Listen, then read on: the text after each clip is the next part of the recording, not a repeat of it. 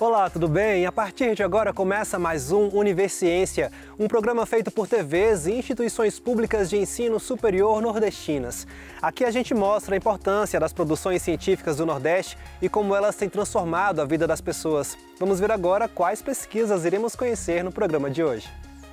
Pesquisadores da Universidade Estadual do Sudoeste da Bahia, campus de Vitória da Conquista, desenvolveram um jogo capaz de auxiliar na regulação do sono das crianças. Cientistas da Universidade Federal do Ceará desenvolveram um óleo à base de vísceras de peixe, que pode ser um potente hidratante para a pele e cabelos. Veja também, pesquisadores do Instituto Federal do Maranhão têm contribuído para o conhecimento, aprofundamento e difusão dos saberes de línguas indígenas da cidade de Barra do Corda. E ainda, vamos relembrar uma pesquisa da Universidade Federal de Sergipe que busca conservar e recuperar áreas degradadas da Caatinga. Tudo isso e muito mais você confere agora no Universiência.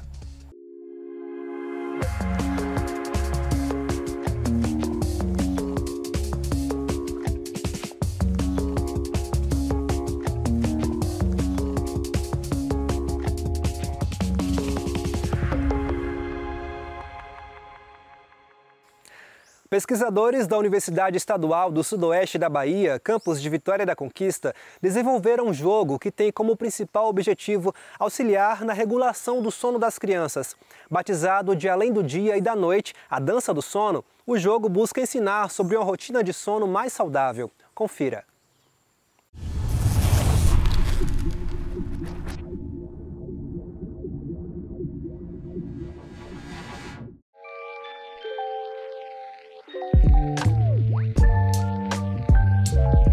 Esse jogo ele foi criado dentro de uma disciplina do nosso curso da formação complementar em psicologia, de licenciatura no caso. E a partir dali, a proposta era criar um instrumento que a gente pudesse trabalhar psicoeducação em alguma temática. E como eu tinha muita afinidade com a neuropsicologia, com a neurociência, que é um campo que eu gosto de estudar, a professora Carmen Virgínia me propôs como a gente poderia juntar essa minha afinidade, esse meu desejo, com a proposta da disciplina e com a demanda que a gente tem na nossa clínica escola, que é uma demanda que vem muito de crianças que estão com dificuldade de aprendizagem, com um certo nível de agressividade, com o uso excessivo de telas, com dificuldade de dormir, com insônia, que fica até várias horas da noite utilizando telas, tablet, celular, televisões, e entre outros. E a partir daí a gente juntou todas essas ideias e sintetizou a proposta desse jogo.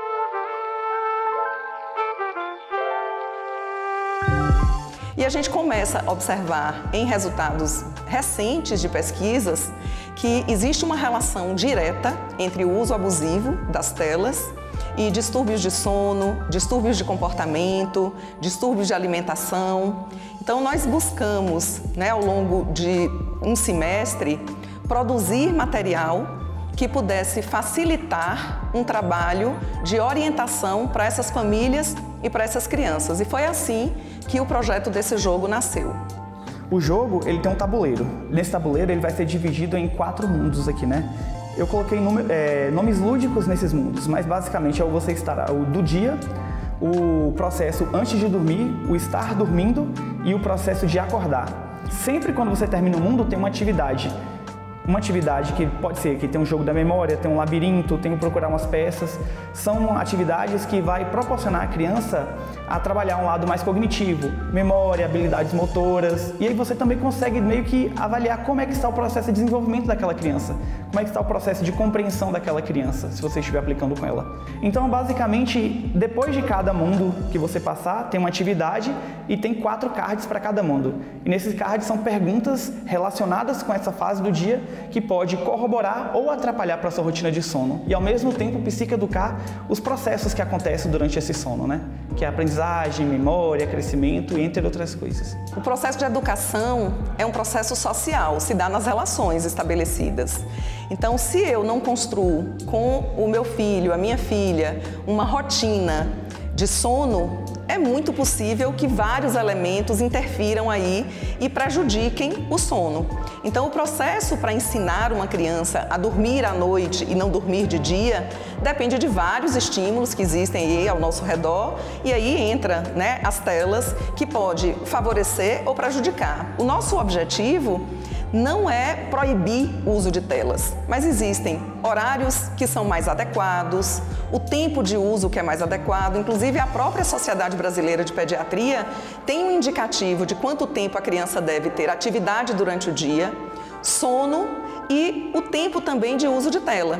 Então, a gente observa no trabalho, né, de recepcionar as famílias que esse tempo ele não é respeitado, nem o tempo de sono, nem o tempo de atividade, nem o tempo de tela. O que é interessante para a gente trabalhar em um tabuleiro com criança? De uma forma que não seja tão difícil, não seja tão abstrata. Aí eu pensei bastante, estudei com a professora e aí a gente começou a pegar elementos do dia a dia que a gente observava na clínica e falou assim, como eu posso tornar isso lúdico para trabalhar com a criança? Como eu posso também tornar isso mais palpável para trabalhar com os responsáveis? Então a ideia partiu mais dessa demanda, da afinidade e do tato mesmo. A gente foi assim buscando, foi pecinha por pecinha. Demorou um semestre inteiro, bem inteiro assim, para a gente conseguir juntar tudo e formular esse jogo. É bem prazeroso para a gente, né? Que assim, a gente está dentro de uma universidade, tem contato com a comunidade, ouve a comunidade, entende quais são os anseios, as queixas, as dificuldades. A partir daí, nós temos, num curso de graduação em psicologia, possibilidade de discutir, a partir da nossa ciência, alternativas para que a gente faça intervenções junto à comunidade. Então, a gente produz esse jogo, né, no interior de um estágio e, a partir daí, nós podemos ir para as escolas, para as clínicas, para as casas das pessoas, exatamente levando o conhecimento que foi produzido na universidade. Então, a síntese final é de que a gente cumpre o grande papel da universidade, que é essa vinculação com a comunidade a partir de um conhecimento científico. Esse jogo aqui, a gente tem muitas perspectivas de vários projetos para ele. A gente quer levar para as escolas, porque a gente percebe que nas escolas tem uso muito de celulares, que os professores reclamam bastante. Pode ser uso dentro das famílias, dentro de instituições. Então, dentro da própria universidade, dá para a gente trabalhar também com os processos de sono. Então, ele é bem livre. A gente quer difundir o máximo possível ele para que ele se torne acessível, para que se possa ser trabalhado, principalmente nas escolas. Então, é expandir o máximo que a gente puder para todos os ambientes, porque como ele não é muito fixo, ele é bem fluido, dá para você trabalhar em qualquer ambiente, a depender da demanda que você encontra naquele ambiente. É só você selecionar os cards específicos, os mundos específicos e ir guiando o seu processo ali. No próximo bloco, você vai conhecer um estudo de pesquisadores da Universidade Federal do Ceará que resultou em um óleo à base de peixe que pode ser utilizado como hidratante. O intervalo é rápido, a gente volta já já.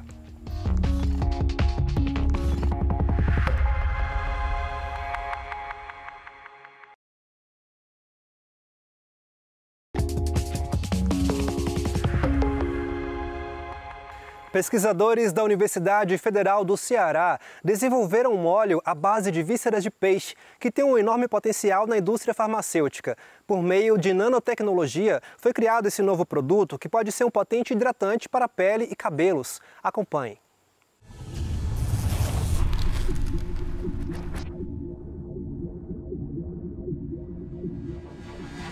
Há tempos, os pesquisadores vêm estudando formas de aproveitar 100% a tilápia, um peixe muito apreciado na culinária cearense. A pele, que antes era descartada, já é um sucesso como biocurativo para feridas de difícil tratamento. Agora chegou a vez de pensar soluções para uma outra parte do peixe, que também normalmente vai parar no lixo: as vísceras. Pesquisadores da Universidade Federal do Ceará decidiram transformar esse descarte tão comum da indústria em óleo e passaram a estudar as propriedades presentes no produto. Eles descobriram um potente hidratante natural que pode ser aplicado nas formulações para pele e cabelos. Ensaios em laboratório já foram feitos simulando o tratamento em cabelos danificados e o resultado foi muito animador. Tratamos no formato de máscara capilar com o ativo do óleo esses cabelos danificados quimicamente e termicamente. E fizemos um ensaio de microscopia de varredura, que é para analisar milimetricamente a composição do fio.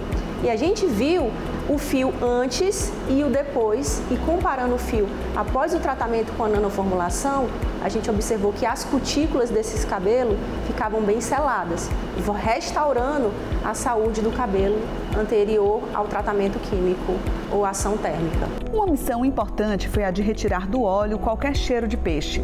O sucesso dessa tentativa garantiu que o produto ganhasse a possibilidade de ser adicionado a cosméticos e também medicamentos. É que além do enorme potencial hidratante, os pesquisadores descobriram que o óleo das vísceras de tilápia tem uma característica de atingir com mais facilidade camadas da pele não facilmente alcançadas. A penetração de um fármaco em si é um desafio à indústria farmacêutica em você conseguir levar um ativo ou um nutriente para as camadas mais internas. Imagina você fazer um tratamento e esse ativo conseguir chegar em níveis mais profundos e você ter um tratamento mais eficaz para a pele. Isso foi possível graças à nanotecnologia. O óleo funciona como um nanocarreador, ou seja, ele serve como um microfacilitador, um transportador de substâncias que são necessárias nas mais diferentes formulações. Esse óleo, num dos nossos estudos, nós observamos que ele tem uma boa permeação na derme e na epiderme. Isso aí ajuda a carrear um fármaco que não é muito solúvel em água, mas que no sistema encapsulado na forma de uma mini emulsão, esse nanocarreador, ele consegue penetrar e levar o ativo no alvo. Os pesquisadores já pensam em adicionar o óleo da tilápia em loções para tratamentos de doenças de pele. Diferente dos óleos já disponíveis no mercado do tipo vegetal, esse óleo da tilápia, adicionado aos medicamentos, garante a eficácia por mais tempo, diminuindo a necessidade de reaplicações frequentes do produto. A nanoformulação, ela permite justamente, com baixa concentração, você liberar de forma contínua. O nível do medicamento é mantido contínuo no sangue. A vantagem do nano está aí, em você conseguir manter essa janela terapêutica sem intoxicar o paciente, sem trazer o que todo o processo de medicação traz, que é efeito colateral. A descoberta rendeu uma patente para a UFC. Agora, os pesquisadores buscam parceiros para aplicar o óleo em diferentes usos. Além de muitos benefícios para os novos produtos que podem ser pensados a partir dele, os pesquisadores comemoram uma outra vantagem. É uma solução sustentável para o problema do descarte das vísceras do peixe. O óleo de peixe, ele é um resíduo, então ele, ao ser utilizado, ele está reintroduzindo um produto que estava causando um impacto ambiental, né? E vai estar voltando agora à cadeia produtiva de uma forma benéfica para a população como um todo. E a vantagem de utilização disso é porque ele vai ter baixo custo e, como nós somos o Brasil é um dos principais produtores, o quarto maior, então a gente tem um volume a ser explorado muito grande dessa matéria-prima. A língua indígena Tenterrar Guajajara é considerada a língua cooficial do município de Barra do Corda, no Maranhão. Porém, muitos ainda a desconhecem e, por vezes, são até desrespeitosos com os que a têm como língua materna. Cientistas do Instituto Federal do Maranhão têm contribuído para o conhecimento, aprofundamento e difusão dos saberes de línguas indígenas. Acompanhe na reportagem a seguir.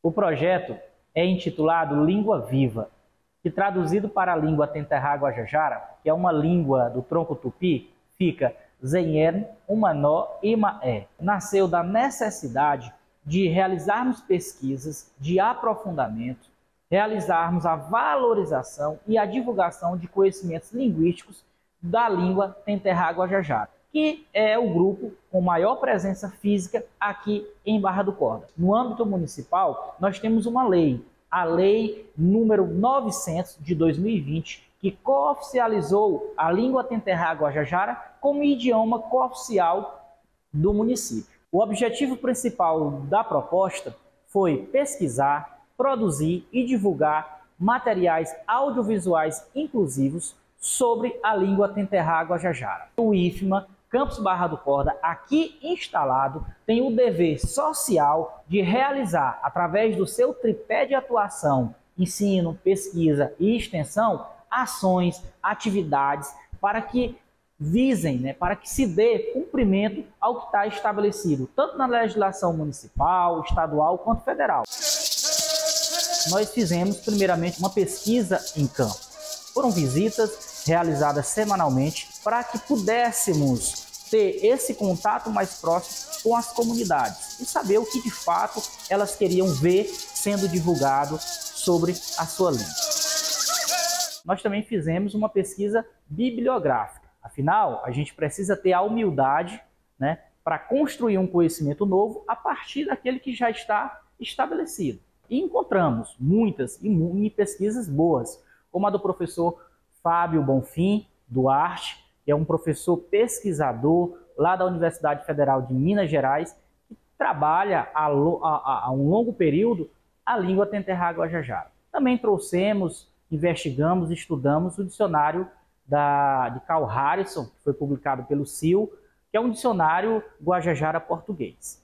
Fizemos em seguida as gravações, a maioria delas inclusive nas aldeias, nas comunidades.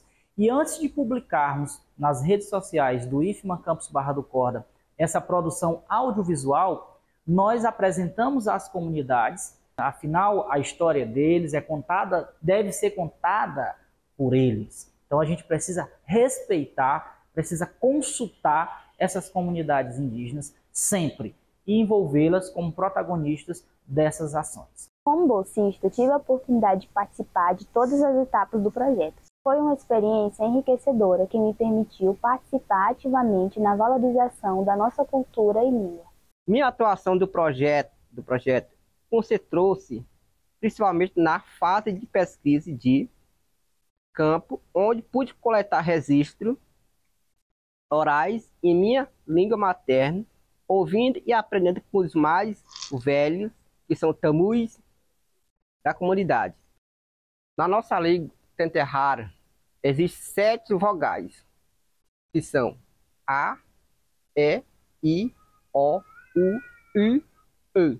A vogal I tem o mesmo som que na palavra IA, que significa cabaça. A vogal E tem o mesmo som que na palavra man, que significa chuva. Ao longo da execução do projeto foram produzidos 7 vídeos sobre a língua Tenterra-Guajajara.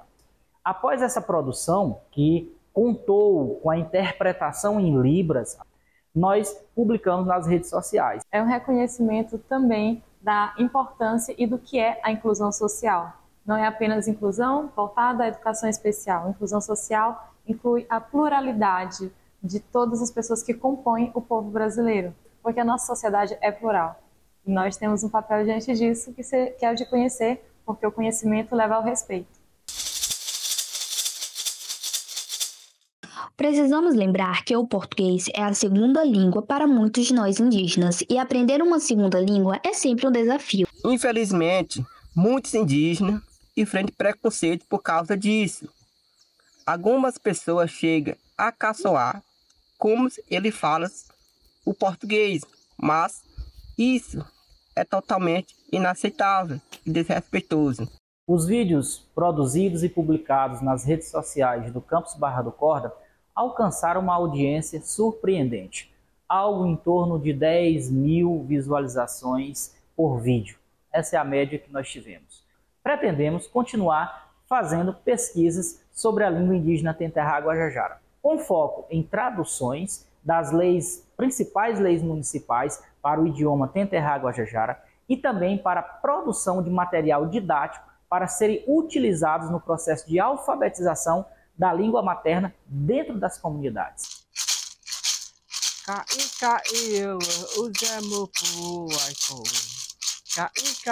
Acredito que projetos como o Língua Viva são fundamentais para promover um mundo mais inclusivo, com menos preconceito e mais empatia. A divulgação dos resultados desse projeto é um ato político, é uma forma de dizer que o nossa voz, história e saberes merecem ser ouvidos.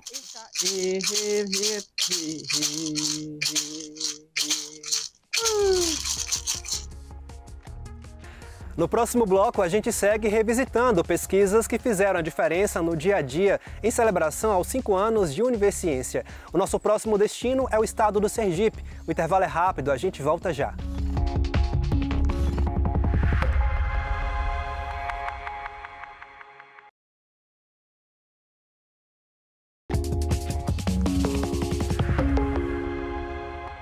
Pesquisadores da Universidade Federal de Sergipe, campus de São Cristóvão, desenvolvem estudos com o objetivo de conservar e recuperar áreas degradadas da Caatinga. O intuito é trabalhar no plano de conservação e recuperação de 600 mil metros quadrados de áreas degradadas de vegetação na região da Unidade de Conservação do Monumento Natural do Rio São Francisco. Vamos ver como isso está acontecendo. Acompanhe.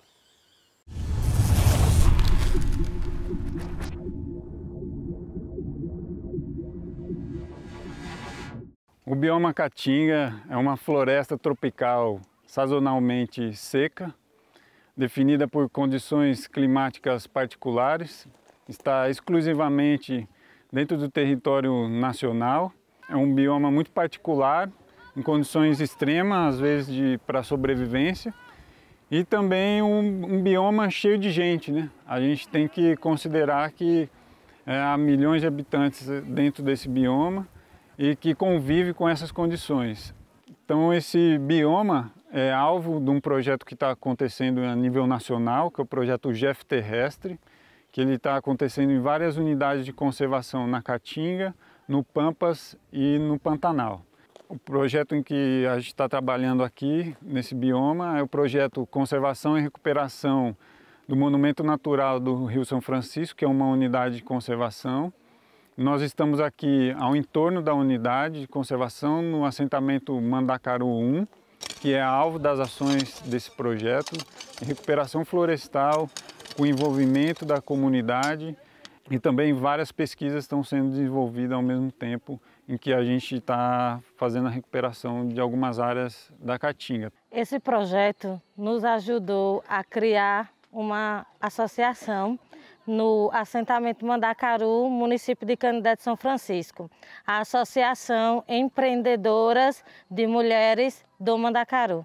Vem elaborando os projetos para a gente, um custo de vida também, a gente para ganhar a renda que a gente não tinha, agora através da associação está aparecendo. O objetivo de recuperação são 60 hectares, utilizando os diferentes métodos de recuperação florestal.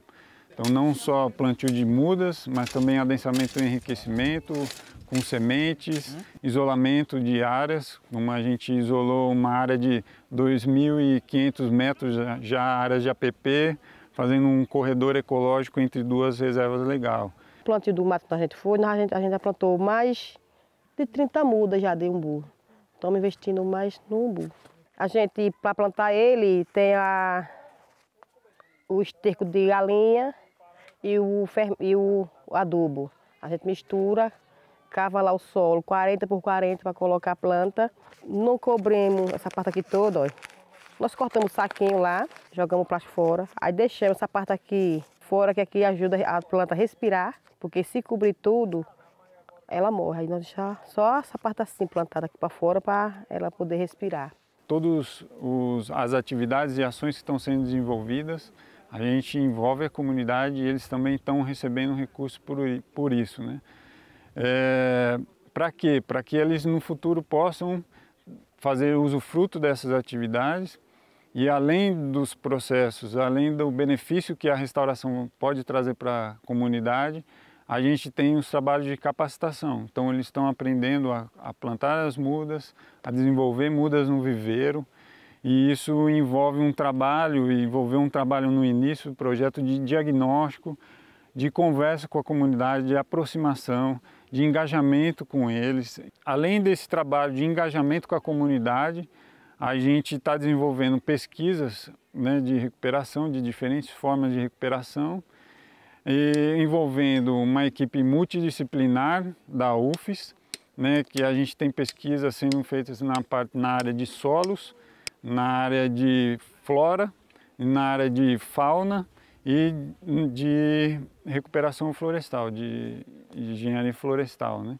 Nesse ano a gente está realizando o plantio de aproximadamente 20 espécies florestais nativas para recuperar essa área. No caso aqui do experimento também, né, nós vamos testar 3 espécies nativas também, o pau-ferro, o mororó e a aroeira do sertão, que inclusive é uma espécie que tem uma importância ecológica muito grande, para entender quais as respostas que ela tem aos tratamentos que nós estamos aplicando aqui. Nos primeiros estudos a gente viu que o grande problema da caatinga degradada era o teor de matéria orgânica desse solo. Por causa da erosão que ocorreu aqui, o solo descoberto, chuvas muito intensas aqui na região do sertão, e acabou tendo muita erosão dessa camada superficial do solo, que é onde está a matéria orgânica. Então a gente identificou isso aqui nessas áreas, comparando com áreas de caatinga preservada. Agora a gente está montando um experimento justamente para comparar a adubação, inclusive a adubação orgânica, em 3 espécies e 2 formas de fazer esse plantio. Né? Porque, claro, como a gente está no sertão, né, a água é um dos problemas daqui, até para regenerar a própria caatinga. Então a gente vai testar essas formas para ver se tem uma melhoria, a gente fazendo um barramento, um pouco da água que escorre em superfície, e vai testar a adubação para ver se aumentando um pouco mais o teor dessa matéria orgânica vai favorecer o crescimento dessas espécies florestais. Durante o levantamento de solos que nós fizemos na área, encontramos muitos focos de erosão, né? Erosão avançadas, né? Muitas vossorocas e sulcos profundos, né? De até 2 metros, alcançando inclusive o rio Curituba. Então uma das propostas do projeto é tentar recuperar e evitar que essas erosões avancem, né? Então a gente pensou em maneiras de conter a erosão que pudesse ser barata, né? De baixo custo e que usasse recursos da área. Então a gente utilizou os barramentos, né, ou as barragens de base zero, como são conhecidas, né, que são nada mais do que bloqueios, né, para diminuir a velocidade da água. Pode puxar a areia toda. Esse projeto é muito importante porque há pouco tempo eu não sabia, eu não conhecia como preservar, como fazer preservação da caatinga e não conhecia a importância que era você ter mudas de sementes para doar para esses biomas que estão precisando. Eu tinha uma visão de, tipo, sendo planta nativa da região, que não teria importância alguma para mim, né? Eu pensava dessa maneira. Só que hoje, através desse projeto, eu vejo que tem uma importância fundamental. Porque através delas conseguimos adquirir muitos conhecimentos. São plantas tem plantas medicinais que ajudam muito algumas pessoas que tenham algum problema de saúde e tem muitas plantas nativas da região que ajudam muito. O Universiência de hoje fica por aqui. No próximo programa, traremos mais pesquisas inovadoras para a gente conhecer o que tem sido produzido nas instituições públicas de ensino superior nordestinas. Caso tenha alguma dúvida ou sugestão, envie um e-mail para universiencia@uesb.edu.br que a gente te responde em um próximo programa. Muito obrigado pela sua companhia. Até mais.